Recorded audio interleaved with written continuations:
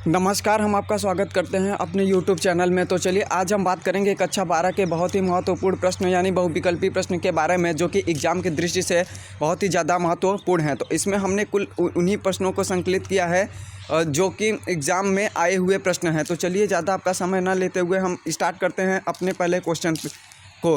तो इसमें देखिए हमारा जो पहला क्वेश्चन है कह रहा है 8 कूलम्ब ऋण आवेश में बिगवान इलेक्ट्रॉनों की संख्या। तो देखिए इलेक्ट्रॉनों की संख्या को निकालने का हमारा एक फार्मूला होता है। वो फार्मूला हमारा क्या होता है, Q बराबर NE। तो Q बराबर NE अगर हम फार्मूले से निकालेंगे तो इसमें जो हमारे इलेक्ट्रॉनों की संख्या का मान आएगा वो आपका आएगा 5 × 10 के घाते 19, यानी answer number first is a right answer. इसी के बाद चलते हम क्वेश्चन नंबर दूसरे पे। तो देखिए निर्वात की विद्युतशीलता का मात्रक है। तो निर्वात की जो विद्युतशीलता का मात्रक होता है वह कूलम्ब स्क्वायर प्रति न्यूटन मीटर स्क्वायर होता है, यानी इसमें का जो आंसर नंबर ए है वह राइट आंसर। इसके बाद चलिए हम चलते हैं प्रश्न नंबर अगले यानी तीसरे पे। तो तीसरा हमारा क्या है कि कुछ दूरी पर स्थित दो इलेक्ट्रॉनों के बीच गुरुत्वीय तथा स्थिर वैद्युत बलों के बीच का अनुपात। तो देखिए दो इलेक्ट्रॉनों के बीच गुरुत्वीय तथा स्थिर वैद्युत बलों के बीच का जो अनुपात होता है वो आपका 10 के घाते -43 होता है, यानी इसमें का जो answer number D is a right answer. इसके बाद चलिए चलते हैं अगले प्रश्न पे। तो अगला प्रश्न हमारा क्या है, अगला प्रश्न कर रहा है कि 1 माइक्रो कूलम्ब तथा 4 माइक्रो कूलम्ब के दो आवेश एक दूसरे से कुछ दूरी पर वायु में स्थित हैं। उन पर लगने वाले वैद्युत बलों का अनुपात है। तो उन पर लगने वाले विद्युत बलों का जो अनुपात होता है हमारा वह 1:1 के बराबर होता है, यानी इसमें का जो हमारा answer number C is a right answer. मैं इस क्वेश्चन को फिर से एक बार रिपीट करना चाहूँगा कि 1 माइक्रो कूलम्ब तथा +4 माइक्रो कूलम्ब के दो आवेश एक दूसरे से कुछ दूरी पर स्थित वायु में स्थित हैं। उन पर लगने वाले वैद्युत बलों का अनुपात, उन पर लगने वाले जो वैद्युत बलों का अनुपात होता है आपका 1:1, यानी इसका जो आंसर नंबर सी है वह राइट आंसर है।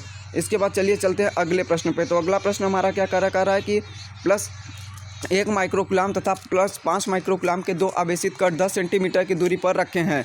तो उन पर लगने वाले वैद्युत बलों का अनुपात होगा। तो उन पर भी लगने वाले जो हमारे वैद्युत बलों का अनुपात होता है वह 1:1 के बराबर होगा, यानी इसका भी answer number D is a right answer. अब चलिए चलते हैं अगले प्रश्न पे। तो अगला प्रश्न हमारा क्या है कि 3 इलेक्ट्रॉनिक आवेश वाले 0.001 मिलीग्राम द्रव्यमान की एक तेल की बूंद को संतुलित करने वाले विद्युत क्षेत्र का मान होगा। तो देखिए इसको हल करने में ज़्यादा समय जाएगा, इस वजह से हम आपको इस जल्दी में इसका डायरेक्ट आंसर ही बता देना, यानी इसका जो हमारा आंसर है वो answer number B is a right answer. यानी इसका जो आंसर आएगा आपका 2.04 × 10 के घाते 10 वोल्ट प्रति मीटर।